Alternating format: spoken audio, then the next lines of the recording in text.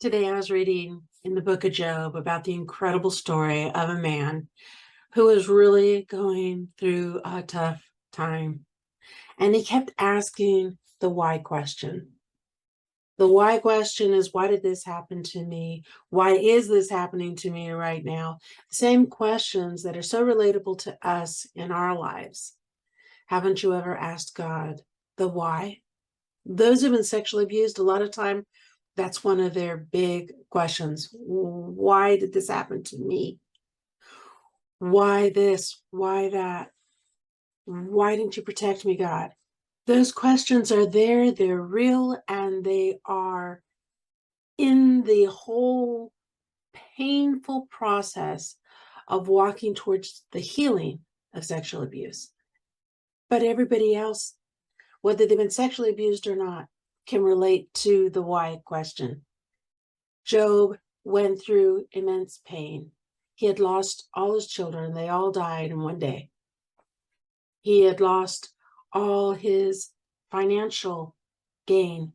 He had lost his physical health. He had boils all over his body, which to me means as well that he wasn't sleeping well. So he's sleep deprived. He's got sores all over him. He's got friends and family that come to him, his wife, who tells him to curse God and die, as well as friends that are not giving him really great advice. Meanwhile, he still keeps going to God and asking why. He's not going to those friends. Those friends are coming to him. He keeps going to the only person who could possibly answer the mystery question of why.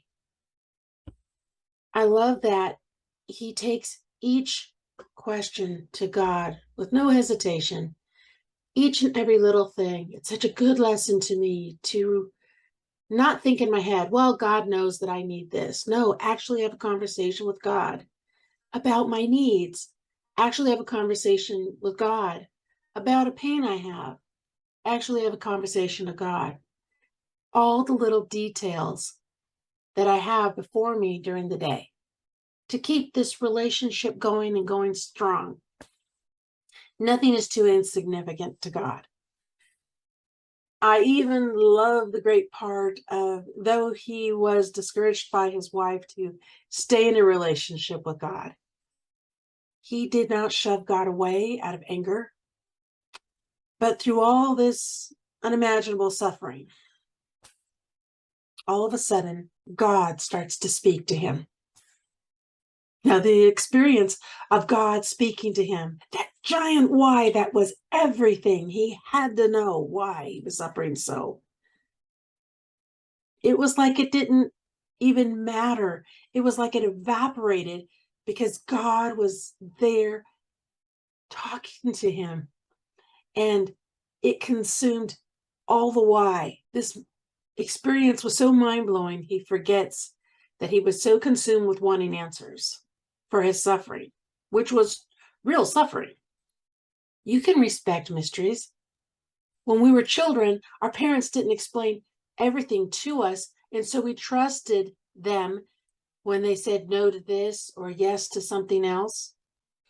God was the great Papa who now was in the presence of Job. Job let go of the why and entered into an even deeper, mysterious relationship with the creator of the world, because there is still so much more for him to grow and understand about God, as well as there is for us. Today, I want to encourage you to respect the mystery of the why in your life with God, because I have a feeling once we're in God's presence, it's going to happen just like it did for Job.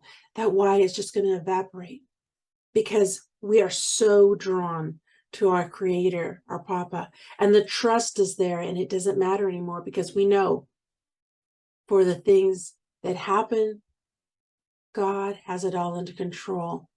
And he even takes the evil that has happened before us and turns it into good. Remember, because he lives, it changes everything.